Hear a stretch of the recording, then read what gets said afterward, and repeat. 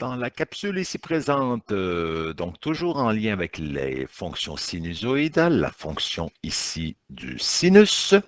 Donc, je vais vous montrer comment tracer le graphique d'une fonction sinus en utilisant les 4 paramètres. Donc, allons-y, c'est vraiment une recette que vous allez devoir suivre étape par étape.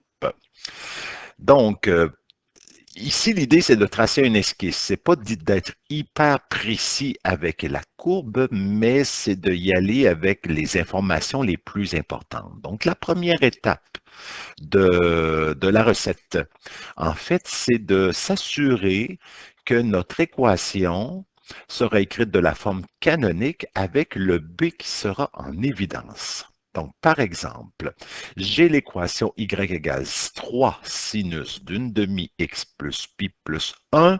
Je constate que mon B, donc qui est le paramètre une demi ici, n'est pas en évidence. Donc, c'est ce que je vais faire. Donc, je vais mettre le une demi en évidence. Donc, c'est comme si je mettais une parenthèse entre une demi et x. Donc, ça, c'est réglé.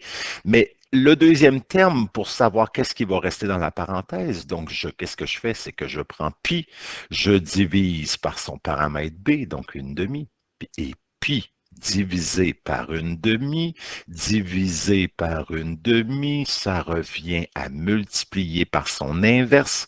Donc, l'inverse d'une demi, c'est 2. Donc, pi divisé par une demi, ça revient à faire pi fois 2. C'est pour ça ici qu'il va apparaître le paramètre h, 2pi. Donc, voilà pour la forme canonique. De cette façon-là, ben là, maintenant, je suis capable de faire ressortir les 4 paramètres. Donc, le A qui est devant le sin, qui est 3, le B qui est devant le X, qui est une demi, le H qui est dans la parenthèse après avoir mis le B en évidence, c'est important.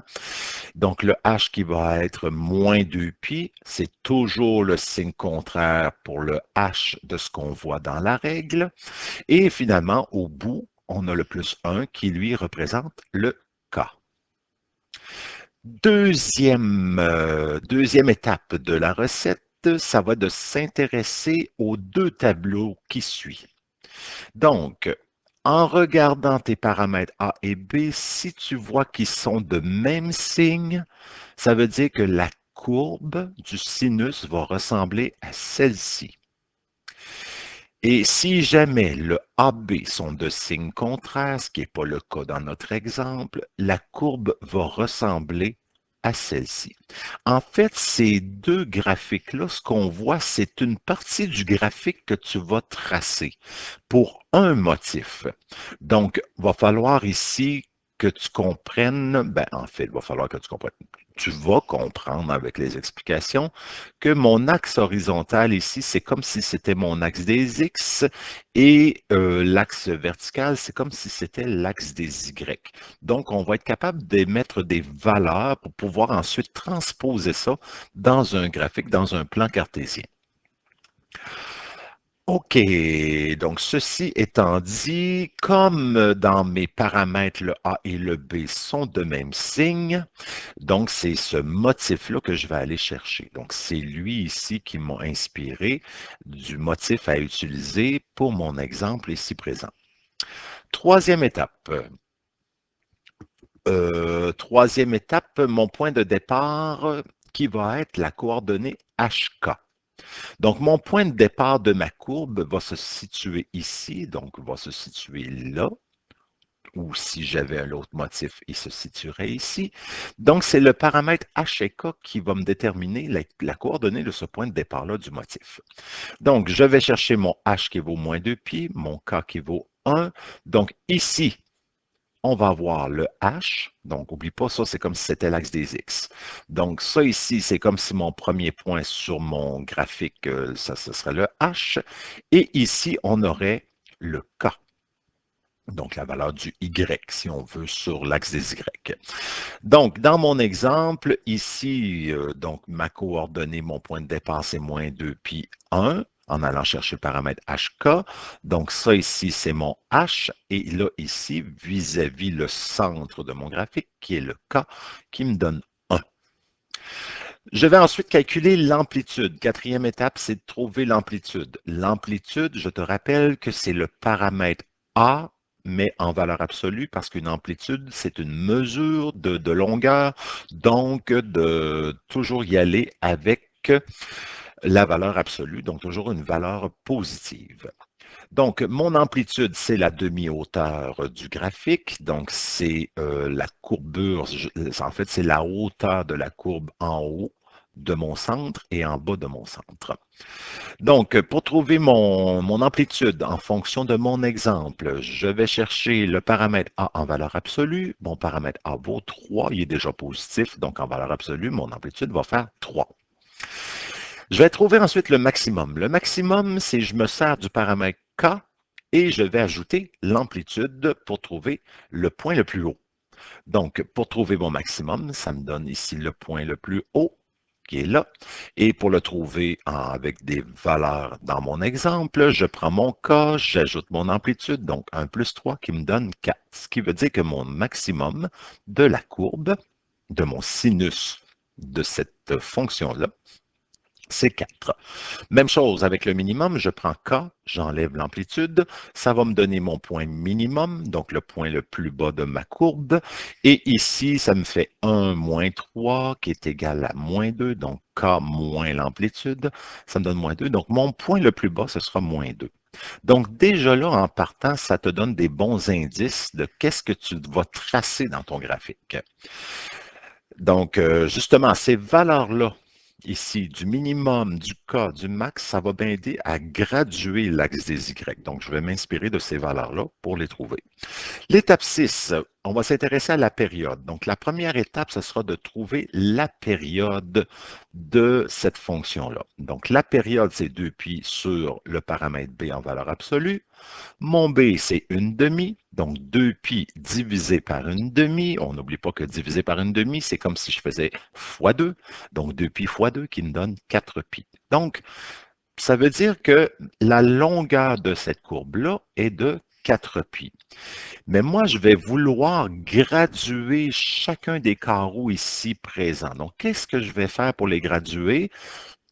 Tout ça ici, c'est ma longueur donc de ma période. Donc, ma période, si je la divise par 4, je vais avoir chacune des valeurs de ces 4 sections-là.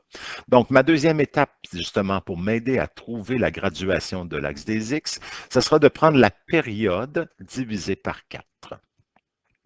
Parce qu'il y a 4 parties dans ma courbe.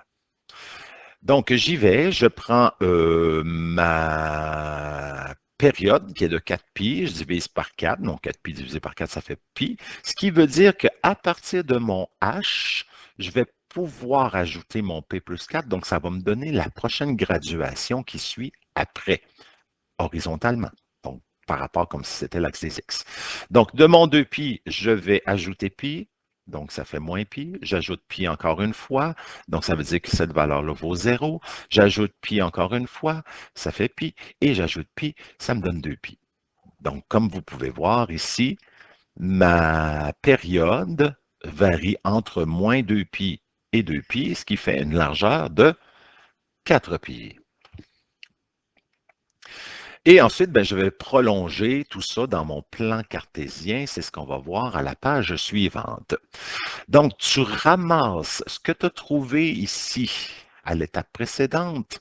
Donc, c'est ce dessin-là, c'est ton plan de travail pour tracer ta courbe au complet dans un plan cartésien. Donc, si ici, j'ai le plan cartésien, je m'inspire de ça pour être capable de tracer l'esquisse. L'esquisse, en fait, qui va me donner des points importants, mais la courbure ne sera pas si précise que ça.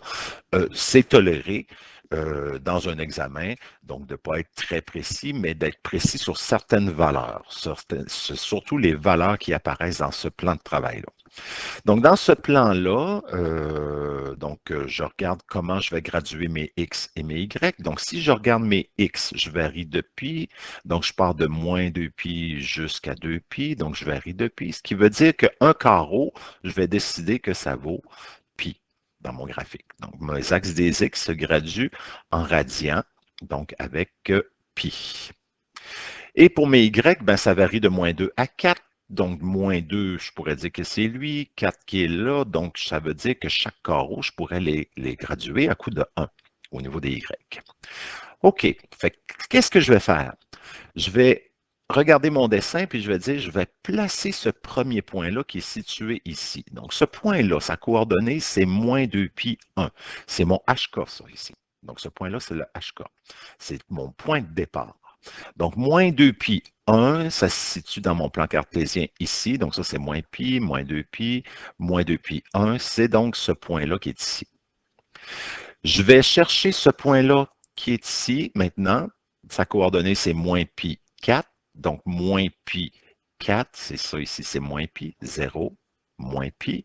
Et je monte de 4, donc ça va me donner la coordonnée qui est ici. Je vais chercher maintenant la coordonnée qui est là, qui est le couple 0, 1, ce qui est mon point d'inflexion. Donc, 0, 1, c'est le point qui est situé ici dans mon graphique. Je vais chercher le point qui est ici, donc sa coordonnée, en fait, c'est mon minimum, puis -2, puis descend de 2, ça donne le point qui est ici, et je termine avec le dernier point, la fin de mon cycle, qui est 2π 1, donc 2π 1, donc ça me donne ce point-là qui est ici. Donc, ce que je vais faire, c'est que je vais relier ces 5 points-là ensemble, donc de la même courbure que mon plan de travail. Donc, je relie, c'est-à-dire que je fais une courbe qui va rejoindre ce point-là, celui-là, celui-là, puis celui-là. Donc, ça, c'est mon premier motif dans mon graphique. Évidemment, ben, ça se poursuit, ce graphique-là. Donc, je vais trouver les autres points qui vont me permettre de continuer le graphique et vers la droite et vers la gauche. Commençons par la droite. Mais si vous remarquez qu'entre deux points consécutifs, en fait, j'ai comme une variation où je pars d'un point, je monte de 3 carreaux, descends de 1. Tasse de 1, descend de 3. Descend de 3, tasse de 1. Tasse de 1, monte de 3. Donc, c'est ce que je vais faire pour mes autres points ici présents. Donc, à partir de lui, ce que je fais, c'est comme si c'était mon point de départ ici.